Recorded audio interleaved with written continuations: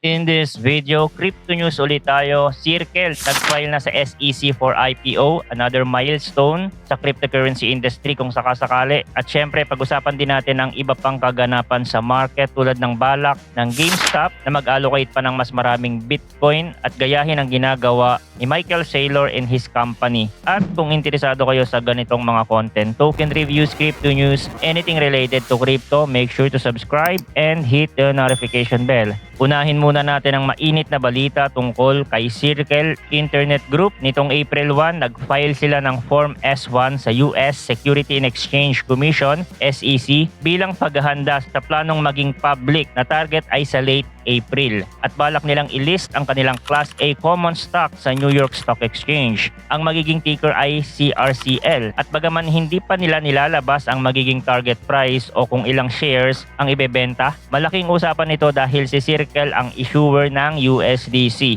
ang pangalawang pinakamalaking stablecoin sa mundo, kasunod lang ng Tether. Ayon sa filing, may $1.67 billion na revenue sila noong 2024, 16% na mas mataas kaysa 2023, pero bumagsak naman ng 41.8% ang net income nila, nasa $155.6 million lang. Samantalang noong 2022 ay nakaranas sila ng net loss na umabot sa $761.7 million. Nakita natin mula rin sa dokumento na 99% ng kita nila ay galing sa stablecoin reserves. Kumukuha sila ng yield mula sa mga treasury bills na hawak nila. Kung sakaling matuloy at maaprubahan ang IPO na ito, magiging malaking milestone talaga dahil unang beses itong gagawin ulit ng Circle na maging public company. Remember, dati nilang sinubukan via SPAC merger noong 2021 pero kinansela noong December 2022 at sinubukan rin noong January 2024 via confidential filing. Ngayon, mukhang nakaprepare na sila, lalong-lalo pat nakuha nila ang regulatory blessings tulad ng Japan kung saan naging unang stablecoin issuer na inapprove pagkatapos ay inilunsad nila ang USDC sa SBI VC Trade kinabukasan. Sa ngayon, ang USDC ay may market cap na $60.1 billion ayon sa CoinGecko, mas maliit pa sa Tether na nasa $143.9 billion, pero malaking bahagi pa rin ng stablecoin market. Interestingly, hindi lang si Circle ang gusto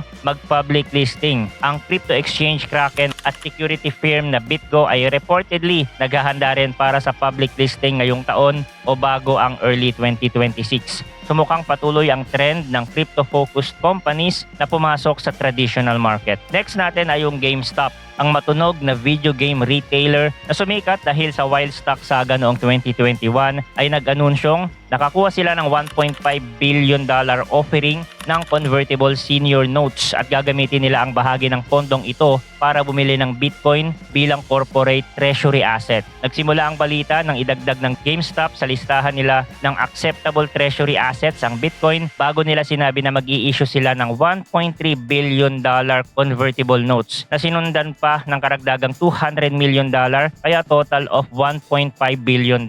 Papasok ito sa kanilang treasury at ayon sa SEC filing nila, gagamitin ng net proceeds para sa general corporate purposes kabilang ang acquisition ng Bitcoin. Parang ginaya lang nila ang estilo ng Strategy, dating MicroStrategy, na siyang may pinakamalaking BTC holding sa kanilang treasury, lampas 528,185 BTC na mahigit 45 billion na ang halaga mula nung magsimula silang bumili noong 2020. Bukod pa riyan, nakipagkita pa si GameStop CEO Ryan Cohen kay Michael Saylor, co-founder at executive chairman ng Strategy, nitong February. Kilalang malaking supporter ng corporate Bitcoin treasury reserves. Natuwa initially ang market, umangat ang stock price, pero bumagsak naman ulit ito di kalaunan. Down pa nga ng halos 22% nitong nakaraang linggo. Mukhang hindi lahat ng investors ay gusto ang idea na magdagdag pa ng utang si GameStop para lang i-allocate kay BTC. Pero nag-recover ng bahagya ang GME nitong Martes, umakyat ng 1.3% at may dagdag pang 1.4%